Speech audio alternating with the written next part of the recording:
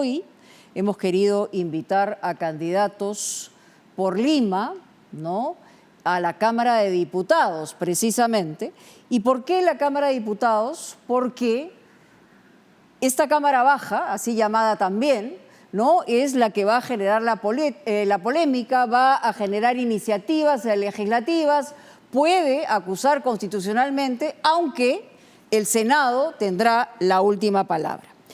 Hemos invitado precisamente a Dítil Columbus, candidato por Lima Metropolitana con el número 2, Fuerza Popular, a María Cristina Chambicea Reyes, candidata por Cajamarca, hay que decirlo, número 1, por País para Todos, Carlomagno Salcedo Cuadros, candidato también por Lima, número 3, por Ahora Nación, y Diana González Delgado, ¿no?, actual congresista, candidata por Lima Metropolitana con el número 3 en Avanza País.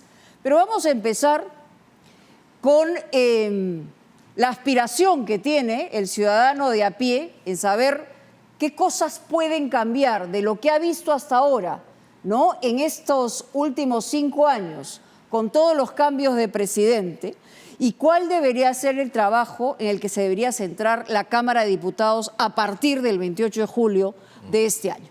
Vamos a empezar con usted, señor Columbus, de Fuerza Popular, porque además la historia del fujimorismo es amplia, pero no ajena, ¿no?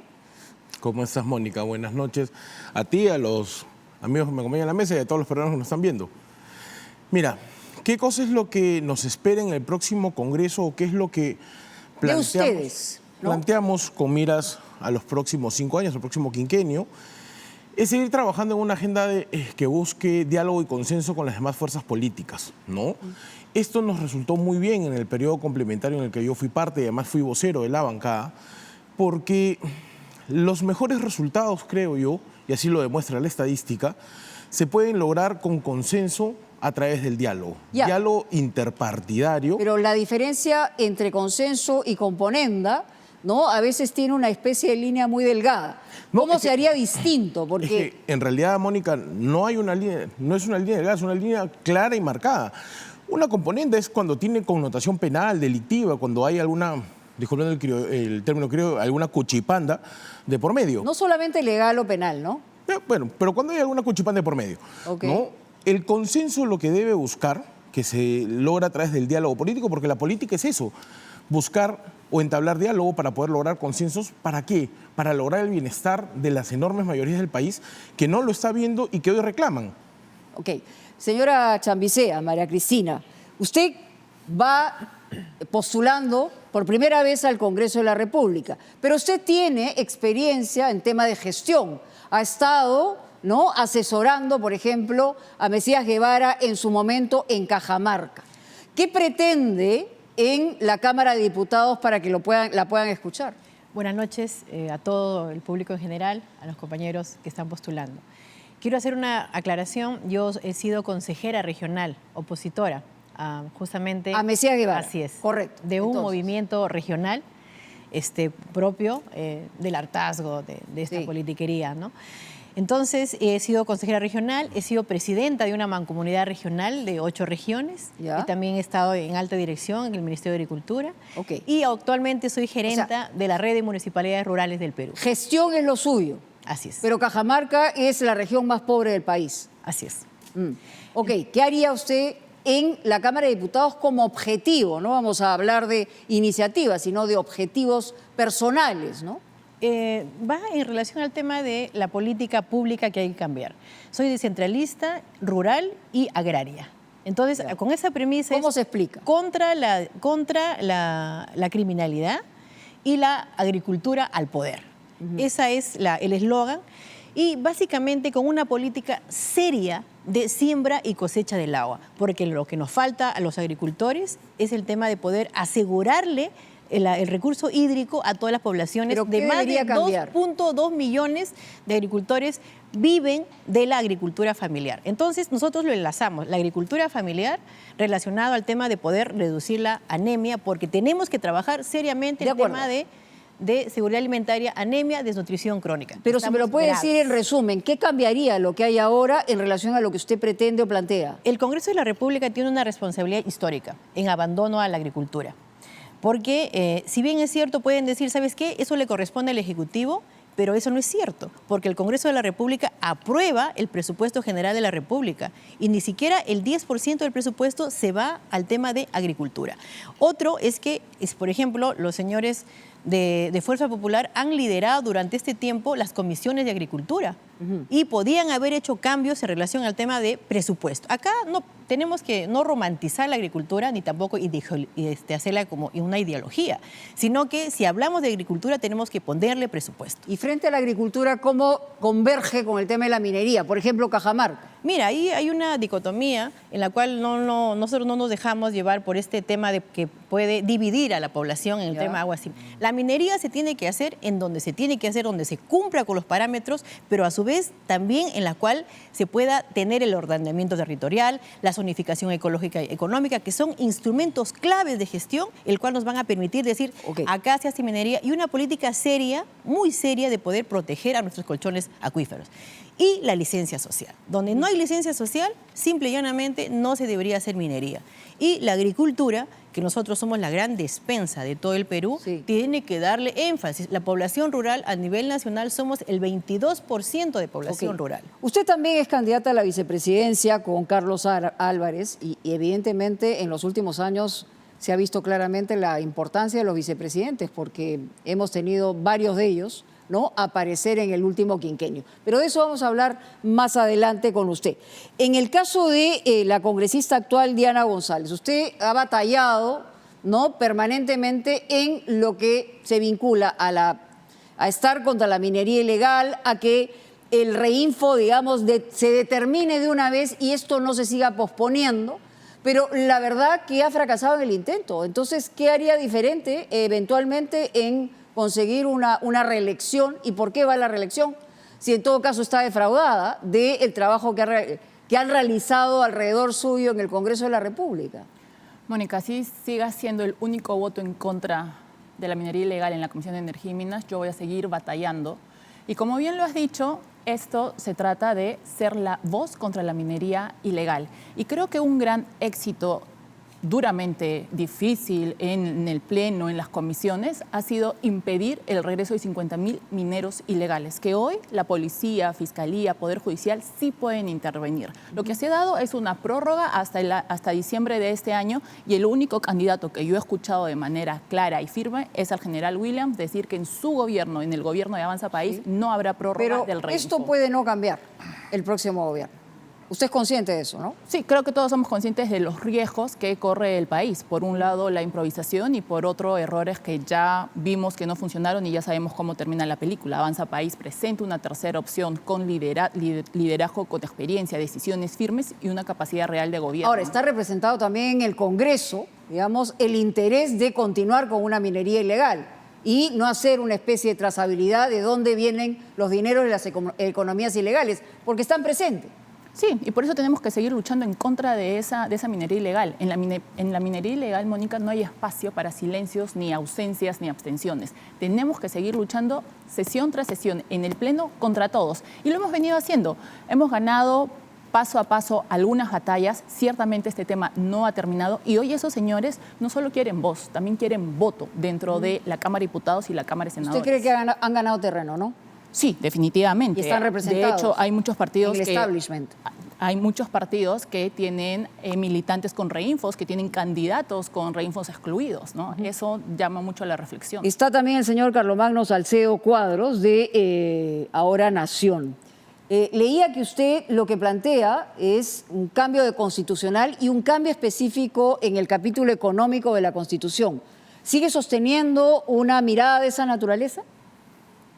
Sí, la seguimos sosteniendo. De hecho, en el programa político 2026-2031, el punto segundo se denomina por una nueva constitución que una y no divida a los peruanos. Eso frente al diagnóstico de que la actual constitución, que ya dejó de ser incluso la constitución de Alberto Fujimori y ya pasaba a ser la constitución de Keiko Fujimori, ¿no? Siempre decían que no le iban a cambiar, pero la han cambiado en gran medida.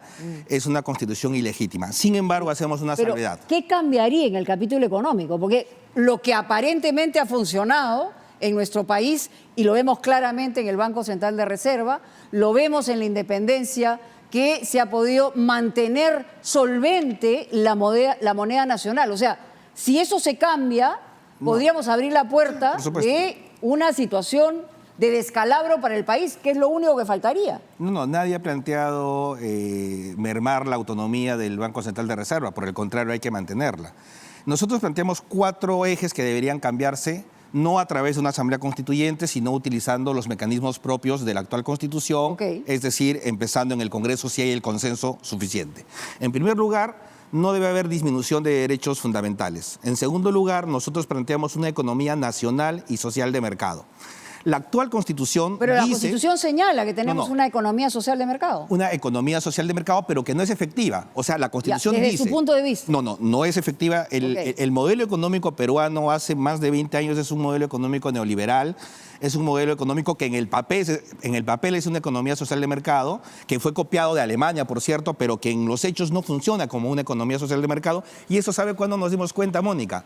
En la pandemia. En la pandemia quedó desnudado cómo es que el Estado peruano, en servicios tan fundamentales como Sí. educación y salud, Sí. simplemente estaba Lo que nos dimos atrasado. cuenta es que había mucho sinvergüenza, que no se había trabajado, ¿no?, la atención primaria, que evidentemente había habido transversalmente mucha corrupción y mucho oportunismo. Es lo que nos dimos cuenta en el tema de la pandemia, no necesariamente vinculado al tema de la Constitución, pero en todo caso, quien está acá de Fuerza Popular tiene que representar o defender lo que ya cambió en la Constitución, porque es verdad que han cambiado decenas de artículos constitucionales de esa Constitución que señala que es hoy la de Keiko Fujimori.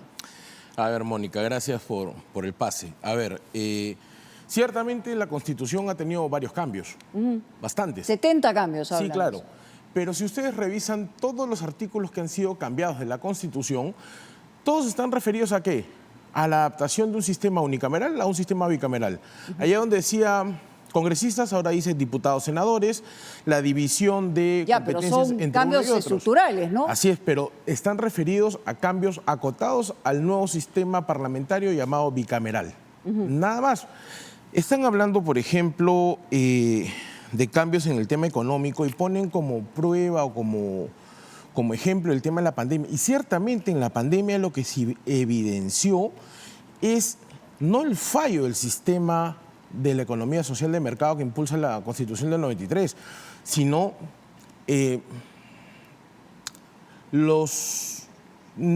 las situaciones anómalas, voy a decirlo así, que se generaron con funcionarios incompetentes. Ya, pero que ha sido parte también, digamos, los momentos en los que ha estado, ya sea o gobierno o en el Congreso, el fujimorismo, ¿no? No, porque por ejemplo, si tú ves el tema de la problemática del oxígeno que tuvimos durante la pandemia, se generó con Claro, que- pero esas son cosas muy específicas. No, pero me refiero pero- a la atención primaria, que es lo que falló de cabo a rabo. Pero si estamos hablando de la atención primaria de salud, Mónica, Sí. la data oficial te dice, por ejemplo, de que la falla en el sistema primario de atención de salud, por ejemplo, que el 94% de hospitales o de centros de atención primaria de salud estén en estado Sí. de funcionamiento inadecuado, es de los últimos 15 años. Y nosotros no hemos sido gobierno A ver. en esa época. ¿Qué piensa? A ver, María Cristina, y después qué piensa Diana González, ¿no? Lo que pasa es que hay que asumir la responsabilidad. Y hay que ser bien hidalgos en asumir la responsabilidad en relación a que el Congreso ahorita, la verdad es que tiene del cuello a todos los presidentes. Entonces, en ese entender, ellos han hecho ¿Y una por qué mini, cree que ocurra eso? una mini asamblea constituyente, porque ellos han decidido todos los cambios dentro de la Comisión de Constitución, que lo ha liderado justamente Fuerza Popular. Entonces, yo te pongo un ejemplo nomás para que veas cómo tienen poder ellos, que la ley de presupuesto del 2024 para el 2025, el Ministerio de Economía y Finanzas envía una propuesta técnica y se supone que se tiene que respetar. ¿Qué hizo el Congreso? El Congreso desbarató todo ese presupuesto y cambió un anexo 3 que es de más de 4.000 millones de soles, lo cambió. ¿Cuál fue qué el hubiera criterio? implicado eso, el ¿Cuál no fue el cambiarlo? criterio del Congreso de la República para poder cambiar una especificación técnica que se tenía de un anexo 3 que venían con temas puntuales, de decir población, etcétera, toda una serie de cuestiones y lo cambió? Cambió un anexo para poner todos los proyectos que ahorita hay un problema serio serio de continuidades de inversiones. En el caso de la congresista González, ¿usted plantearía algunos cambios constitucionales? ¿Está de acuerdo con que se haya cambiado o está de acuerdo con lo que dicen que aquí ha habido una especie de mini asamblea constituyente que ha variado, digamos, la perspectiva de la Constitución del 93? Bueno, no, definitivamente no considero que haya habido una mini asamblea constituyente. De hecho, ahora que se va a pasar a la Cámara de Diputados y a la Cámara de Senadores, de repente su candidato presidencial no tiene entendido que la Cámara de Senadores no se puede disolver. Él ha cometido ese grave error al señalar que él puede cerrar el Senado. Y no es así, o sea, hay que tener reglas Pero hay otro claras. candidato que dice que puede cerrar diputados también, ¿no? O sea, No se puede cerrar la Cámara de Senadores. Eso no, es el claro. Senado no. O sea, no se puede disolver, imposible. ¿no? Pero Sí. también ha habido planteamientos, digamos, altisonantes, donde se habla, antes ni siquiera de una elección, de una disolución de la Cámara de Diputados. Entonces, digamos, ¿dónde estamos frente a la discusión, no? Sí, definitivamente lo que necesitamos es estabilidad y no un salto al vacío, porque cuando les preguntamos qué es lo que quieren cambiar, no nos dicen concretamente qué artículo o qué es lo que quieren hacer. Entonces creo que es importante también... Y eso es lo que yo le quiero preguntar al señor Salcedo. ¿Qué cosa cambiarían específicamente? Estamos hablando, usted me ha hablado de la economía social de mercado y todo lo demás, pero ¿no cree que es una caja de Pandora abrir el capítulo económico, que es lo que más o menos nos ha dado cierta estabilidad a pesar de todas las crisis de las últimas décadas? A ver, en principio quisiera precisar algo, ¿no? No es verdad de que en el Perú haya funcionado la economía social de mercado. Ha habido crecimiento económico espectacular en los últimos años y eso no se ha traducido en desarrollo para los peruanos. Ha habido un espectacular crecimiento económico, sin embargo, la educación pública, la salud pública se han pauperizado, que son servicios dirigidos a los pobres y que los mantienen en la pobreza. La educación, o sea, en un Estado... ¿Pero no cree que eso es gestión? En una economía social de mercado, Mónica, la educación y la salud son básicamente públicas, universales. El Estado garantiza eso para todos. Eso es una economía social de mercado. Entonces, nada de eso se parece a lo que hay en realidad en el Perú. ¿Pero no cree usted que lo que ha fallado es la gestión? Es decir, no es un problema, frente a estos sistemas no es un problema solo de obsoletos. gestión, es un problema de concepción del Estado. Es un problema que se asume que el Estado debe hacer lo menos posible y que el privado debe hacerlo todo. ¿Y De en hecho, qué el Estado ha demostrado que es mejor, digamos, gestor que cualquier otra organización o corporación? no es un tema solo de gestión. Cuando nosotros hablamos de economía nacional y social de mercado, decimos lo siguiente: no hay potencia en el mundo que se haya desarrollado sin un Estado que haya dirigido de alguna manera el desarrollo de su país, estableciendo, por ejemplo, hay que tener una política industrial, estableciendo, por ejemplo, toda la política de infraestructura, de carreteras, ferrocarriles, ¿no? Teniendo un rol no sustituyendo al empresario, sino por el contrario, generando las condiciones para que se desarrolle la empresa, la industria, el mercado. Señor Columbus, en ese sentido. A ver, yo coincido contigo, Mónica, en que el problema no es el diseño de la Constitución. El problema es de que en los últimos 20 años, ¿no?, hemos tenido gobiernos incapaces que lo que han hecho es malgestionar las cosas, ¿no? Todo está registrado. Hace un rato mencionaba el tema del oxígeno, ¿sí? Y te lo digo por qué. No me acuerdo ahorita el nombre del ministro de izquierda, que estaba en el año 2010 a cargo del Ministerio de Salud, se le ocurrió pues cambiar las normas, ¿no?, para decir que el oxígeno sea el 99% puro. ¿Y qué cosa generó eso? Además que Óscar Ugarte, usted está hablando de... Ugarte creo que era, sí. Okay. Que además, ¿qué cosa benefició? ¿O qué generó? Según Indecopi y la Corte Suprema, a un grupito económico acotado, pero además nos reventó a todos los peruanos en la pandemia. Sí. Mala gestión. Mala gestión tiene que ver, por ejemplo, con que desde el año 2001 hacia adelante haya sido poca o nula la gestión de infraestructura educativa en el Perú.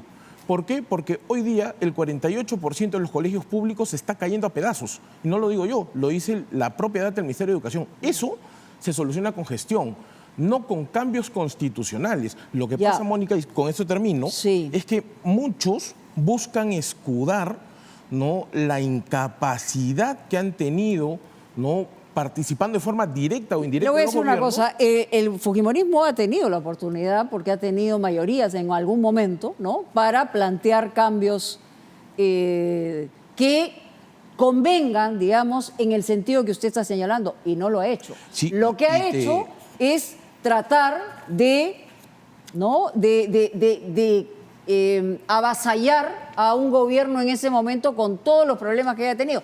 Entonces la gente tiene derecho Pero, Mónica, a desconfiar en una situación de esa naturaleza, ¿no? Mira, pero Mónica, yo te respondo con lo siguiente.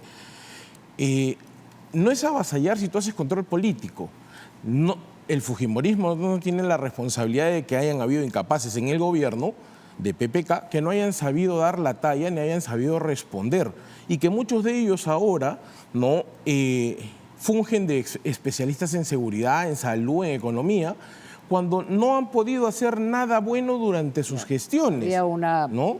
obsesión clarísima respecto a ese gobierno y en ese momento. Pero yo te estoy respondiendo en el ejemplo que tú me has dado. Ok, perfecto. Vamos en ese sentido, digamos, Sí, es un tema de gestión, es un tema de cambio estructural, es un tema que tiene que ver con el sistema mismo, ¿no? Hacia dónde apuntamos y los antecedentes de cada una de las agrupaciones. Aquí tenemos a dos personas que han estado, digamos, en la gestión parlamentaria y otras dos que no han estado. Entonces, por eso se lo pregunto, ¿no? Yo estuve muy de cerca porque saqué una ley, que fue el incremento del Fondo de Compensación Municipal, que le va a beneficiar a todas las municipalidades del Perú, pero sobre todo a las rurales. Un paso importante en el proceso de descentralización fiscal del Perú. Ya. ¿Por qué? Porque la descentralización tiene que darse y el 64% que le está dando, que le queda acá al gobierno nacional, debería haber una verdadera descentralización y eso es a través de los gobiernos locales y eso es a través de los centros poblados. Cuando dice lo sacó, lo planteó en el Congreso y pudo sacarlo. Por supuesto, a través de la Correcto. organización en la cual lideramos, a través de luchas, lamentablemente, ¿no? Porque la descentralización deberían... ¿Por qué? Porque vienen provincianos al Congreso de la República y deberían ser nuestra voz. Y sin embargo no lo son. Se olvidan del proceso de descentralización y se olvidan de dónde vinieron.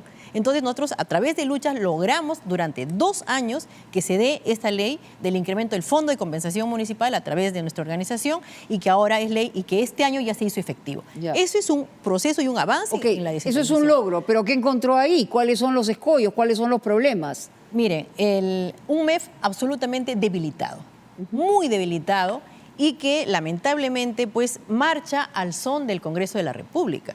Los ministerios totalmente divididos y repartidos, hay que decirlo con claridad. Entonces no podían hacerse los locos ahora en decir que no, el Ministerio de Agricultura han tenido la gran oportunidad histórica de hacer cambios dentro de la Comisión de... Y no lo ha hecho. No lo han hecho. Ok. Entonces, miren, ahí no hay que ser comerciantes políticos, ¿no? No hay que vivir de la pobreza. No se puede hacer esto. Y cada 5 años salir a decir, o sea, ha habido una pataleta por parte de la señora K y no dejó, fue obstruccionista con PPK y lo fue en los siguientes también. Ok, en el caso que usted ha visto, digamos, porque, claro, su trabajo parlamentario ha sido en los últimos años, se ha abocado, digamos, a un tema especialmente, pero aquí tenemos un problema también con las representaciones y las bancadas, que lo que están pidiendo hoy es una reelección, entre ellos usted, ¿no? Sí, en primer lugar, Mónica, hay que reconocer que el Estado es un mal empresario, pésimo empresario. Hace falta ver lo que han hecho con Petroperú. Eso por un lado. Y por otro, yo he estado hoy día a las 6 de la mañana en el terminal pesquero de Villa María del Triunfo y la gente, la verdad, no me pide cambio de constitución. Lo que me pide es seguridad para poder seguir trabajando. Y es iluso pensar que vamos a tener una seguridad ciudadana real si no terminamos definitivamente con el brazo financiero que alimenta la minería ilegal. ¿Y qué plantearía usted con Petroperú? Nosotros como Avanza País, y está en nuestro plan de gobierno, se habla de la privatización parcial de Petroperú. Por supuesto que no ¿Qué significa la el 28 de privatización julio, parcial? no el mismo 28 de julio, porque es imposible salir a vender algunas acciones de Petroperú como está ahora. Pero sí necesita una reestructuración y no seguir dando salvatajes como lo ha hecho. Ya, pero la palabra de reestructuración es como amplia, ¿no? O sea, cada uno plantea, por un lado, ¿no?, privatización, por el otro lado, que hay un acuerdo entre el Estado y lo que representa para el Estado Petroperú y los privados. O sea, sí, ¿cuál sería? Y precisamente ahí voy, Mónica, porque si el Estado cree que lo puede hacer todo por sí solo, estamos muy equivocados. El Estado necesita al sector privado para el cierre de brechas sociales. Por ejemplo, yo he modificado y he mejorado el régimen de obras por impuesto para incluir expresamente en la norma anemia, desnutrición infantil, que antes no estaba considerado. Señor Salcedo, ¿qué haría con Petroperú usted de llegar su partido al gobierno? Nosotros nos hemos pronunciado como Comité Ejecutivo Nacional. En principio hemos objetado el decreto de urgencia 010-2025 que prácticamente creaba las condiciones para una privatización a precio de ganga de Petroperú.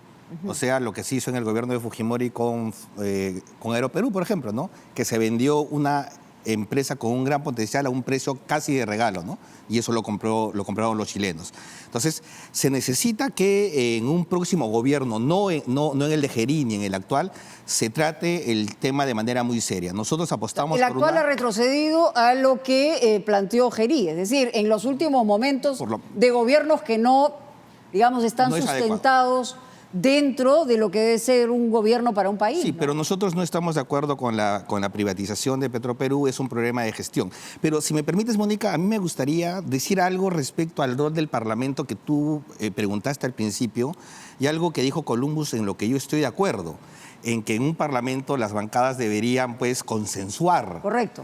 Y usted hizo una atingencia muy oportuna. Una cosa es que consensúen y otra cosa es que hagan componendas. Lamentablemente este último Parlamento no ha consensuado en función de ponerse de acuerdo entre bancadas, en función de políticas públicas, en función del interés del país. Sino, ¿En qué se han puesto usted de acuerdo? En aprobar lo que se conoce como la legislación precrimen, que son como 12 o 13 leyes que claramente han debilitado el papel del Estado en la persecución del delito. Se han puesto de acuerdo en la captura de las instituciones de la democracia, el Tribunal Constitucional, la Defensoría del Pueblo, la Junta Nacional de Justicia, el Ministerio Público. Entonces, ese ponerse de acuerdo, y en eso han coincidido perro, pericote y gato. Va desde Fuerza Popular hasta Perú Libre del señor Cerrón. Y por eso es que este Parlamento tiene el rechazo que podría ciudadano ser que mirado, tiene. digamos, como cercano ahora a Nación, ¿no? En términos ideológicos. ¿Quién digo puede yo. ser mirado como cercano? Perú Libre. De ninguna manera. Ok. Perú Libre corresponde a una izquierda lumpen, delincuencial, corrupta y autoritaria. Nosotros somos una izquierda democrática, una izquierda que de hecho hemos cuestionado duramente al régimen de Venezuela, al de Nicaragua, porque no toleramos ningún autoritarismo ni de izquierda ni de derecha. Vamos a hacer a la alusión precisamente, señor Columbus. Gracias, Mónica. Miren, yo lo que creo y todos los peruanos esperan es que, más allá de los discursos, ¿no? Propios de la campaña, y yo lo entiendo, ¿no? Debemos tratar de, por lo menos, ser estructurados nuestros argumentos, ¿no? Pero tiene que haber un sentido crítico también de lo No, que ha habido hasta ahora, ¿no? Sí, sí. Ya. Y reconocemos, en más de una oportunidad le hemos dicho, que han habido errores que se han cometido durante la bancada disuelta del 16-19.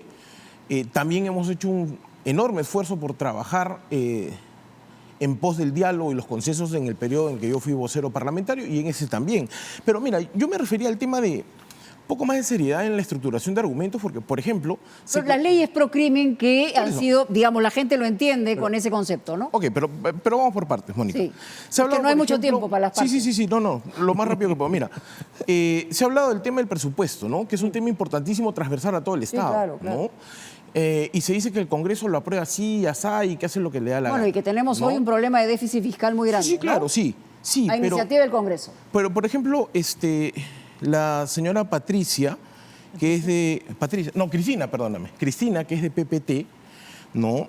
Ella ha dado el mejor ejemplo de que la política funciona, porque ella ha señalado que ella impulsó una reforma del Foncomún a la cual estaba, o frente a la cual estaba en contra el Ministerio de Economía y Finanzas, ¿no? Y era una buena reforma. Y es una buena Seguramente, reforma. seguramente. Y es una reforma que va en contra de los lineamientos rígidos del MEF. ¿Por qué? Porque decir que es del Ministerio de Economía y Finanzas no significa que sea, pues, tallado en piedra, ¿no? Lo mismo pasa con el tema de estas llamadas leyes pro crimen, que yo entiendo que lo utilizan como una especie de caballito de batalla, como parte narrativa. Si hubiera algo que... ¿No siente usted que han flexibilizado de alguna manera el trabajo contra las organizaciones criminales que hoy nos tienen amenazados por todos lados? No, y te voy a dar dos ejemplos, ¿no?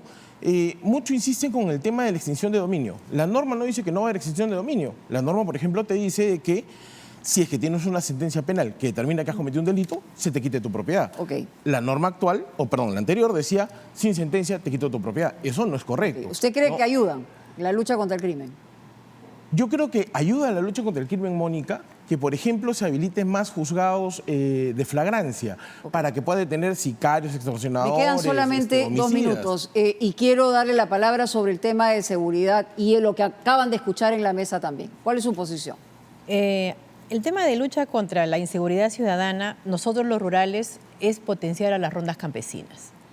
¿En qué sentido? Tenemos a más de 6.000 ronderos y tenemos una Dirección Nacional de Ronderos inactiva por burócratas que no saben las necesidades de los ronderos. Y lo otro es que pasa por una propuesta legislativa que ¿Como en la época del terrorismo? que pasan por, perdón, ¿Como en la época del terrorismo? Ellos fueron un Sí, pilar claro que sí, fundamental. por eso le pregunto. Claro, ante la ausencia del Estado, entran las rondas campesinas. Tienen una ley, pero sin embargo, ahorita tiene una dirección nacional que es un adorno, que es muy burocrática, que no sabe las necesidades de las ¿Cree rondas. que habría que darles Preponderancia. digamos, por preponderancia? supuesto. Y tienen que estar sentados en el Consejo Nacional de Seguridad Ciudadana que estaba escuchando, que por ejemplo el vocero de la R dice que hay que ponerles aire acondicionado a las cárceles, etcétera, ¿no? Entonces, ahí hay que hacer que las rondas sean parte del Consejo Nacional de Seguridad Ciudadana, ¿no? Entonces están los hermanos de Ninabamba, de Guariguro Cospán, de Ichota, ese sería, digamos, su planteamiento vinculado al tema de la seguridad. y lo que ha manifestado definitivamente y tajantemente Carlos Álvarez en relación al tema del Pacto de San José, al tema de los Pena de muerte. al tema de los extranjeros también que están aquí. Del primer día que entramos tienen que irse los extranjeros, Ya, pero eso, que digamos, están también es una violando- afirmación que están populista que violando podríamos nuestra- discutir en otro momento. Congresista González, en el tema de seguridad, ¿qué cosa plantearía para el próximo Congreso de que la suerte le sonría? Bueno, sí, Mónica, sin seguridad no hay inversión, no hay crecimiento. Eso lo sabemos. Y como ¿Qué lo haría? dije anteriormente, es un tema muy ligado a minería ilegal. Ilegal. A mí realmente me preocupa muchísimo este tema, lo vuelvo a decir, es iluso pensar que vamos a lograr seguridad si no atacamos La el criminalidad brazo. se sostiene en eso. 100%, los Ok. explosivos, las extorsiones, todo. Y creo que hay que tener una posición firme. A mí me preocupa que partidos lleven gente con reinfo, por ejemplo, ahora Nación tiene un candidato con reinfo excluido, en Madre de Dios. Esos no son datos menores, porque claro, hablamos de seguridad, pero también hay líneas que el país jamás puede tolerar. No podemos cruzar y una de ellas es la lucha contra la minería ilegal, otra era la lucha contra el terrorismo, porque mientras que el general Williams de Avanza País entregaba su vida para la lucha contra el terrorismo, López Chao calificaba de indulgente Señor Salcedo, a el tema de Pola y seguridad para Campos. terminar porque estamos al final. Sí. Nosotros somos un partido contra la minería ilegal. No puedo ahorita explicar el caso específico. ¿Qué es lo que proponemos? Número uno, derogar todas las leyes pro crimen. Nosotros sí afirmamos que hay leyes pro crimen. Número dos, una reforma integral de la Policía Nacional del Perú. Una reforma que va De desde arriba para abajo. desde el acceso a la policía, desde cómo se entra a las academias. Hay delincuentes que ponen a sus hijos en la policía, temas de especialización, inteligencia, depuración de los elementos corruptos. Una reforma del sistema de justicia que implica Ministerio Público y Poder Judicial. Ahí no me puedo explicar tanto, pero ya Seriajus en el Perú hace mucho tiempo ha trabajado una reforma que nunca se ha implementado por falta de voluntad política. Y finalmente, toda la cuestión del sistema penitenciario, porque el problema de la inseguridad es integral. Sí, Abarca claro. Policía, Ministerio Público, Poder acuerdo. Judicial, las cárceles, ¿no? Necesitamos cárceles que de verdad corrijan y no que sean los posgrados de los Lo que delincuentes. se ha hecho hasta ahora no ha servido para nada, ¿cree usted? Lo que se ha hecho hasta ahora ha servido de muy poco, pero básicamente, por ejemplo, si tú tienes como ministro Para a final. Santibáñez, como ministro Para del nada. Interior a Sí, Santibáñez, no sirvió para a nada. un abogado de policías corruptos, con ese tipo de ministros del Interior es Pseudoambientalistas imposible. Sí. están con ¿Para el- nada cree usted que ha servido? Las Para nada. reformas no han servido para nada. se Ok, tienen que en hacer el caso de bien. usted, quería así, en una frase. Yo quería preguntarle los pseudoambientalistas que están con el señor López Chao, que antes que no la mina y ahora se quedaron mutis con la minería ilegal. Ok. Y estamos hablando de Cajamarca. ¿Y Bueno, usted? y tienen un caso en Ancash de reinfo excluido también. Yo te Ok. puedo decir, Mónica, que Avanza País es clave para luchar contra la minería ilegal. Punto final. Frase final. Frase final, este 12 de abril nos estamos jugando o la posibilidad de que el Perú se recupere, la democracia vuelva o que el Perú siga en el despeñadero. Bueno, eso- Por eso hay que decidir bien la votación, ¿no? Muy bien, esperemos tenerlos en otra oportunidad. Muchas gracias por estar los cuatro aquí en Punto Final.